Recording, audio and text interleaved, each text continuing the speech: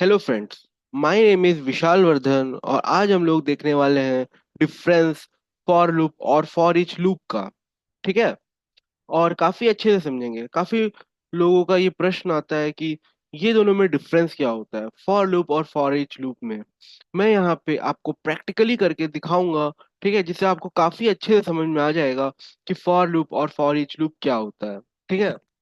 अभी यहाँ पे मैं अभी यहाँ पे मैं पहले सिंपली एक फॉर लूप इनिशियलाइज मतलब फॉर लूप का सिंटैक्स तो नहीं लेकिन उसका कोडिंग करके दिखाता हूँ। देखिए, फॉर इंट आई। ठीक है, आई से हमने डिक्लेयर कर दिया और आई को इनिशियलाइज भी कर देते हैं equal to 0, I less than 5। तो हम लोग यहाँ पे क्या कर रहे हैं, हम लोग अपने लूप को कह रहे हैं कि 5 बार चलना है। ठीक है, आई प्लस प्लस और यहाँ पे मैंने ब्रैकेट दे दिया। ठीक है, और ब्रैकेट के अंदर अपने स्टेटमेंट को हमने लिख दिया। फॉर एग्जाम्पल हम लोग लिख देते हैं S dot O dot print L N. ठीक है, system dot out dot print L N. और यहाँ पे हमने आई को कहा प्रिंट हो जाओ। तो यहाँ आई हमारा 0 1 2 3 4 करके प्रिंट हो जाएगा। ठीक है। तो ये हमने यहाँ पे क्या किया, हमने यहाँ पे बता दिया कि इतना बार चलना है। ठीक है। क्यों बता रहे हैं, क्योंकि हम लोग को यहाँ तक चलाना है, हमें हमें चाहिए, हम चाहते हैं कि 5 बार प्रिंट हो। ठीक है, तो हमने वैसा कुछ कंडीशन दे दिया, वैसा कुछ इनिशियलाइज कर दिया। ठीक है, वैसा कुछ अपडेट डाल दिया कि वो 5 बार प्रिंट करके आपको दे देगा। ठीक है। वहीं आप आई को चाहते हो कि 1 to 5 प्रिंट हो, तो बस आपको I+1 कर देना है। तो ये हो रहा है। जनरली जो हम फॉर ईच लूप यूज करते हैं वो एरे के केस में करते हैं। ठीक है। देखिए क्या होता है यार, हम लोग कलेक्शन में भी कर सकते हैं। ठीक है, दोनों में होता है। अभी ये देखिए, मैं यहाँ पे एक एरे ले रहा हूँ। मान लीजिए मैंने इंट टाइप का एरे लिया और यहाँ पे इक्वल टू लगा दिया। तो यहाँ सीधा मैं वैल्यूज लेता हूँ। मान लीजिए वो वैल्यूज मैंने लिया, वो डेटा मैंने लिया 1 2 3 4 5 6 7 8। मान लीजिए 5 तक ही लेता हूँ। ठीक है। अब यहाँ पे मैं क्या करूंगा, देखिए, हम लोग फॉर लूप से भी एरे को प्रिंट कराते हैं क्योंकि हमें पता है कैसे कराते हैं। तो हमने सिंपली लिख दिया for int I equal to 0, I. अभी हम लोग का एरे का लेंथ पता है। ठीक है, लेकिन अगर एरे बहुत बड़ा होगा तो कौन उतना गिनने जाएगा। तो उसके लिए हम लोग के पास एक है एट्रीब्यूट, हम लोग लगा देते हैं डॉट लेंथ। ठीक है, आई प्लस प्लस और यहाँ पे हम लोग बोल देते हैं भैया प्रिंट कर दो सिस्टम डॉट आउट। तो इसको शॉर्ट फॉर्म में लिख देता हूँ S dot system dot out dot print L. और यहाँ सिंपली हम लोग लिख देते हैं ARR ऑफ आई। तो इंडेक्स 0 पे जब होगा तो 1 प्रिंट हो जाएगा, इंडेक्स 1 बन जाएगा तो 2 प्रिंट हो जाएगा। और ऐसे ही 3 4 5 सब प्रिंट हो जाएगा। ठीक है। ठीक है। बट हमें पता है कि हमें अपने एरे को प्रिंट कराना है, लेंथ भी हमने लगा दिया, लेकिन इसका कुछ शॉर्ट में होना चाहिए क्योंकि ये थोड़ा सा काफी वो हो जाता है, लेंदी हो जाएगा। ठीक है, तो इसके लिए हमें थोड़ा सा शॉर्टकट लगाना पड़ता है। तो समझ लीजिए फॉर लूप एरे के लिए एक शॉर्टकट है। ठीक है, जब हम फॉर ईच लूप की बात करते हैं, देखिए फॉर ईच लूप क्या करता है, यहाँ मैंने लगा दिया इंट आई। ठीक है, मैंने इनिशियलाइज किया आई से। अब देखिए क्या कर रहा हूँ, यहाँ मैं कॉलन लगाया और यहाँ ARR लगा दिया और बोल दिया भैया system dot out dot print L. और यहाँ बोल दिया मैंने आई को प्रिंट कर दो। अभी देखिए क्या होगा, ये जो ARR है ये कलेक्शन ऑफ डेटा है और जो ये आई है ये सिंगल डेटा है। ठीक है, तो कलेक्शन ऑफ डेटा से हमें सिंगल डेटा कलेक्ट करेंगे और उसको प्रिंट कर देंगे। ये होता है फॉर ईच लूप। फिर से समझिए, ये कलेक्शन ऑफ डेटा है। ठीक है, कलेक्शन ऑफ डेटा है इसमें, और ये सिंगल डेटा लेता है। ठीक है, सिंगल डेटा लेता है और उसी को हम लोग प्रिंट करा रहे हैं। अभी देखिए कैसे। ARR लिखे, अब इसको समझ लीजिए क्या है ये कुछ नहीं, कलेक्शन ऑफ डेटा। सीधा यहाँ लिखता हूँ मैं 1 2, समझने के लिए से लिख रहा हूँ, 3 3 4 5। ठीक है। अब ये पहला लूप में ये क्या लेगा, ये 1 ले लेगा। ठीक है। और इसको हम लोग इस लूप के अंदर यूज कर सकते हैं। ठीक है, क्योंकि हमने इनिशियलाइज किया है इसे। फिर अगले लूप में कहाँ चला जाएगा, 2 के पास चला जाएगा। अगले लूप में कहाँ चला जाएगा, 3 के पास चला जाएगा। अगले लूप में कहाँ चला जाएगा, 4 के पास। फिर अगले लूप में कहाँ चला जाएगा, 5 के पास। तो यहाँ पे आप देख सकते हैं एक एक डेटा हम कलेक्ट कर पा रहे हैं। ठीक है, तो कहीं ना कहीं थोड़ा सा आसान और शॉर्टकट है, क्योंकि हमें पता है कि ये कलेक्शन ऑफ डेटा है और इसका लेंथ भी पता है। तो कहीं ना कहीं ये बात कंट्रोलर को भी पता है कि इसका लेंथ जो है वो 5 है, तो कहीं ना कहीं लूप भी 5 बार चलेगा। तो हम लोग को अलग से कहीं ना कहीं लूप बताने की जरूरत नहीं है कि कितना बार इसको चलाओ। अभी देखिए, अब पॉइंट पकड़िए। देखिए यहाँ पे हमें बताना पड़ रहा था, फॉर लूप में बताना पड़ रहा था कि भैया 5 बार चलना है। क्यों बताना पड़ रहा था, क्योंकि यहाँ कोई एरे नहीं है। ठीक है, यहाँ एरे है। तो हमें बताना नहीं पड़ रहा है। क्यों नहीं बताना पड़ रहा है, नहीं पड़ रहा है, क्योंकि ये एरे का लेंथ फिक्स है। एरे का लेंथ फिक्स है, और कंप्यूटर को भी पता है क्या लेंथ होगा इसका। तो भैया प्रोग्रामर क्यों बताए कि लेंथ क्या है, वो तो कंट्रोलर को पता ही है ना। और उतना ही बार उसको जितना उसका लेंथ है उतना ही बार उसका लूप चलेगा। तो ये चीज क्यों ऐसा प्रोग्रामर, ऐसा डेवलपर उसको कंडीशन देगा। जनरली हम लोग फॉर लूप जो सिंपली लिखते हैं एरे के लिए, सिंपल फॉर लूप जो लिखते हैं एरे के लिए, उसमें भी अभी मैं आपको दिखाया था कैसे हमने लिखे थे। फॉर इंट आई, ठीक है, आई डॉट लेंथ, ये लगा रहे हैं हम लोग, फिर आई प्लस प्लस कर रहे हैं। ये देखिए क्या हो रहा है यहाँ। यहाँ हमें कंडीशन में एरे का लेंथ ही लगाना पड़ रहा है। ठीक है, एरे का लेंथ ही लगाना पड़ रहा है। तो कहीं ना कहीं ये हमारा कंट्रोलर समझ जाएगा पहले ही, मतलब कंट्रोलर को, मतलब ये कंट्रोलर को समझ जाना चाहिए कि भैया जो ये लेंथ है, ये भैया बार बार प्रोग्रामर ही लगा रहा है। उससे अच्छा क्यों ना ऐसा कुछ शॉर्टकट बना दिया जाए। कंट्रोलर नहीं, जो जो ये जावा के क्रिएटर्स है उन्हें, वो ऐसा सोचे कि क्यों ना ऐसा कुछ कर दिया जाए कि यहाँ प्रोग्रामर रिपीटेड वर्क कर रहा है। ठीक है, यहाँ आई इक्वल टू 0 होगा, रिपीटेड वर्क कर रहा है। तो क्यों वो रिपीटेड वर्क करे, क्योंकि यहाँ पे देखिए हर जगह जब भी आप एरे में यूज करोगे, ठीक है, एरे के लेंथ, सॉरी हाँ, एरे को जब रन करोगे, एरे को जब लूप में चलाओगे, तो यही चीज बार बार लिखना पड़ता है। तो ये इतना बड़ा क्यों लिखे वो, तो उसको कहीं ना कहीं हम लोग फॉर ईच लूप में डाल देते हैं। अभी देखिए मैं आपको प्रोग्राम में करके दिखाता हूँ, तो आपको और अच्छा से समझ में आएगा।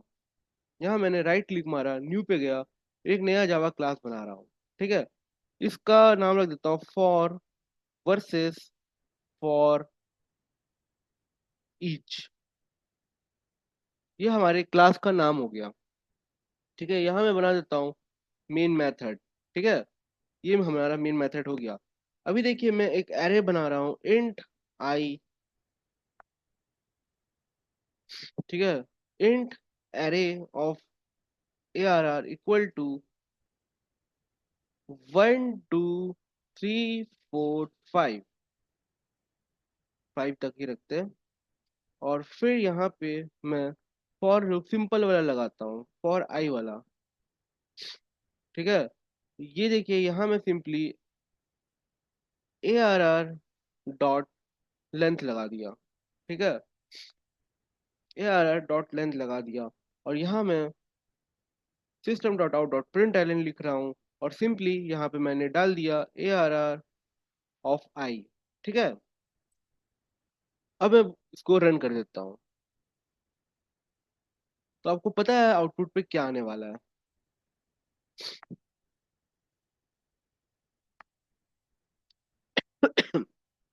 तो आप यहाँ देख सकते हो 1 2 3 4 5 आया। तो जो रिपीटेड टास्क है इतना क्यों करे प्रोग्रामर, तो उसके लिए क्या किया गया, फॉर, ठीक है, यहाँ पे मैं क्या करूंगा, एक इनिशियलाइजेशन कर दूंगा इंट आई का। इंट से क्यों कर रहे हैं, देखिए इंट से इसीलिए कर रहे हैं क्योंकि जो एरे है वो इंट टाइप का है। ठीक है, और यहाँ पे मैं कॉलन लगा के कह देता हूँ ARR, और यहाँ लूप चला देता हूँ और लिख देता हूँ ये। ठीक है। अब यहाँ पे ये भी हमें सेम आउटपुट दे देगा।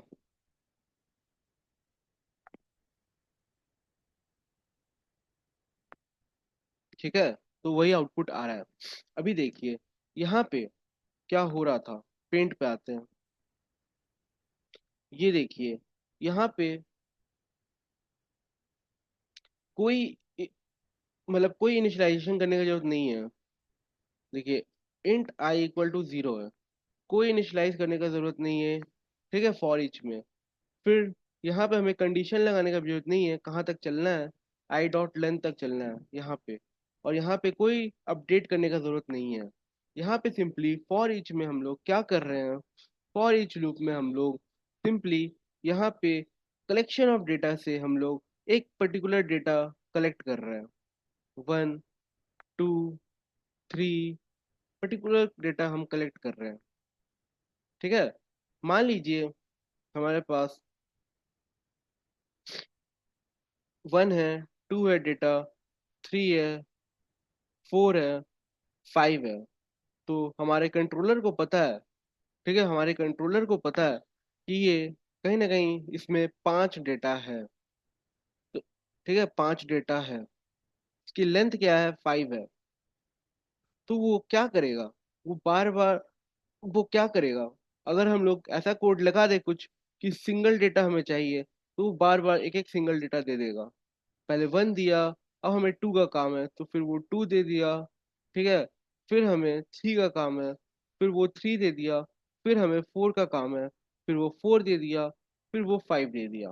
ठीक है, बहुत सारा डेटा में का हमें सिंगल वैल्यू दे रहा है। सिंगल वैल्यू का मतलब ये आशय है कि बहुत सारा डेटा है, उसमें से एक एक डेटा हम कलेक्ट करते जा रहे हैं। ठीक है, तो यही हो रहा है। तो मुझे लगता है कि ये बात आपको समझ में आ रहा होगा। ठीक है, अभी देखिए ये सिर्फ यहाँ ही जरूर, यहाँ पे नहीं, ये हमारा कलेक्शन में भी चल जाएगा। तो मैं यहाँ पे एक लिस्ट बना रहा हूँ, लिस्ट ऑफ, ठीक है, एरे लिस्ट। और यहाँ देखिए रेट दिखा दिया। आप सिंपली क्या करिए, इंपोर्ट कर लीजिए।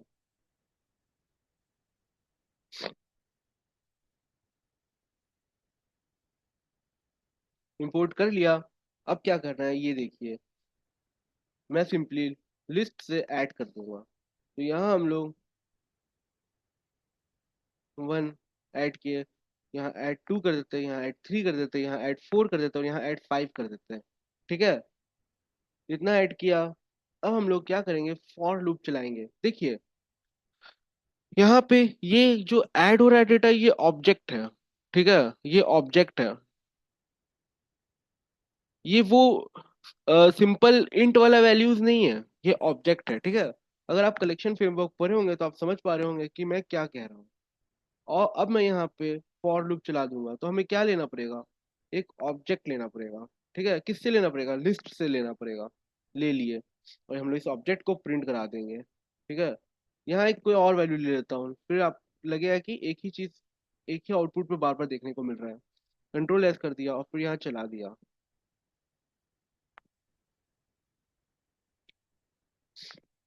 देखिए 1 2 1 2 3 4 और 10 प्रिंट हो गया। तो ये हो रहा है। बट अगर हम लोग इसको थोड़ा जेनरिक कर दे तो क्या पता ये फिर इंट वैल्यू ले। यहाँ मैं ऐसे लिया और यहाँ लगा देता हूँ इंटीजर। ठीक है, अब यहाँ पे क्या करेंगे देखिए, इसको हटाया, फॉर लगाया, ऑफ। ठीक है, और यहाँ अब क्या लेंगे हम लोग, ऑब्जेक्ट फिर से लेते, देखते क्या होता है। ऑब्जेक्ट, ठीक है, ऑब्जेक्ट को ही प्रिंट करा रहे हैं।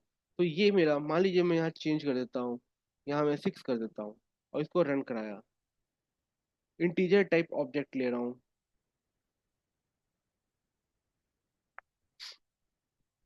तो ये प्रिंट हो जा रहा है 1 2 3 4 6। अब हम लोग क्या पता यहाँ पे इंट ले सकते हैं कि नहीं, चलिए देखते हैं। क्योंकि हमने इंटीजर लिया था, तो क्या इंट ले सकते हैं, इंट ऑफ आई। अभी देखिए, अब इसको प्रिंट करता हूँ मैं, और फिर देखते हैं। इस बार यहाँ वैल्यू चेंज करके मैं 15 कर देता हूँ, कंट्रोल एस, और ऊपर आता हूँ और फिर इसको एग्जीक्यूट करता हूँ।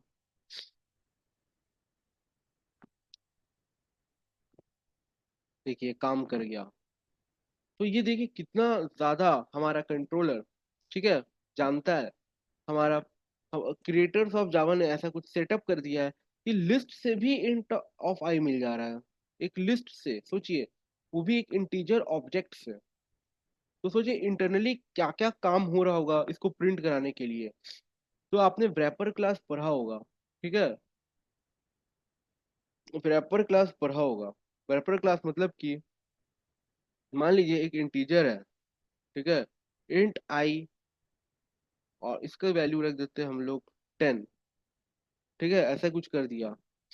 अभी मैं इंट आई वन लिया, ठीक है, इक्वल टू, मैं ये आई डाल रहा हूँ, क्या ऐसा हो पाएगा? देखिए हो गया। तो इंटरनली ये चीज हो रहा है, ठीक है, इंटीजर डॉट पारसेंट आई, और इसको हटा दीजिए टू स्ट्रिंग को, तो यहाँ एरर आ जाना है। ठीक है, पारसेंट तो आपका वो कन्वर्ट करता है वैल्यू ऑफ आई। देखिए पहले ये होता था, मैं आपको ये दिखाना चाह रहा हूँ कि बैकएंड पे, मतलब बैकएंड मतलब जो हमें नहीं दिख रहा है, ठीक है, देखिए int of I equal to 10, और हमें इंट ऑफ आई चाहिए। तो इंटीजर डॉट वैल्यू ऑफ लगा दिया और इसमें आई डाल दिया, तो हमारा जो ऑब्जेक्ट इंटीजर था, ये ऑब्जेक्ट इंटीजर होता है, ठीक है। जो आई हमारा है वो अपर केस में है, ठीक है, अपर केस में है।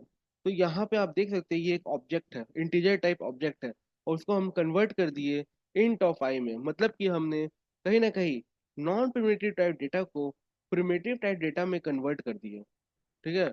नॉन प्रिमिटिव डेटा टाइप को हमने प्रिमिटिव टाइप डेटा में कन्वर्ट कर दिया, ठीक है। तो क्या हुआ उससे, क्या हुआ? तो आप समझ पा रहे होंगे इंटरनली, इंटरनली यहाँ पे लिस्ट जो इंटीजर टाइप का था उसको भी कहीं ना कहीं इंट ऑफ आई में कन्वर्ट कर दे रहा है।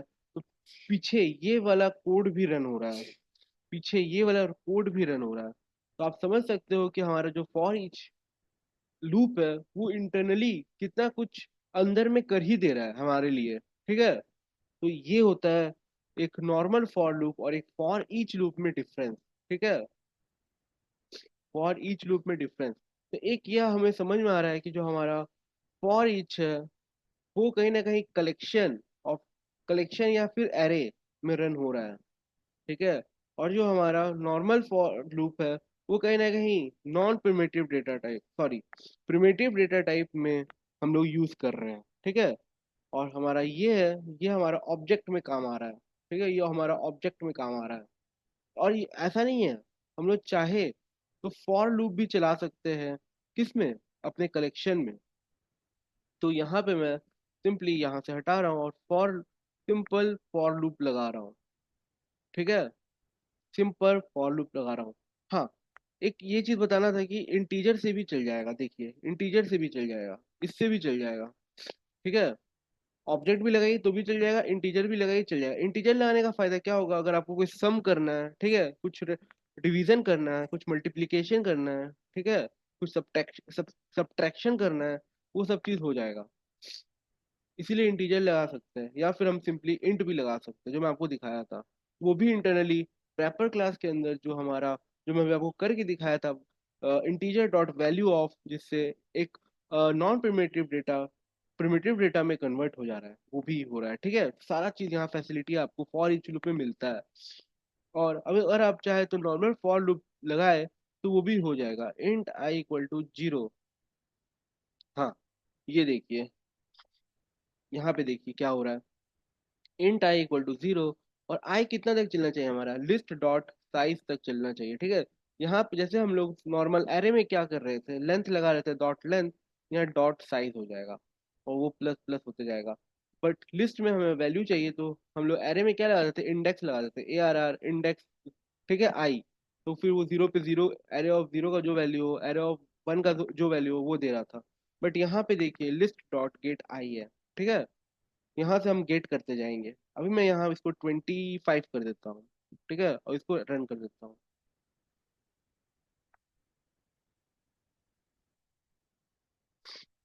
तो आप देख सकते हैं 1 2 3 4 25, ठीक है। अगर आप ये ऑब्जेक्ट पढ़े नहीं होंगे फॉर लूप, मतलब कि ऑब्जेक्ट का स्टडी होना चाहिए। देखिए क्या हो रहा है, अरे लिस्ट में ना ऑब्जेक्ट क्रिएट हो गया, ऑब्जेक्ट क्रिएट हो गया, उसी के रेफरेंस से हम लोग गेट कर रहे हैं। ठीक है, रेफरेंस डॉट गेट आई। तो अगर आप ऑब्जेक्ट नहीं पढ़े होंगे ना, मतलब उप्स नहीं पढ़े होंगे ना, तो आपको ये समझ में नहीं आएगा फॉर ईच लूप। ठीक है, आपको ऑब्जेक्ट पढ़ा हुआ होना चाहिए।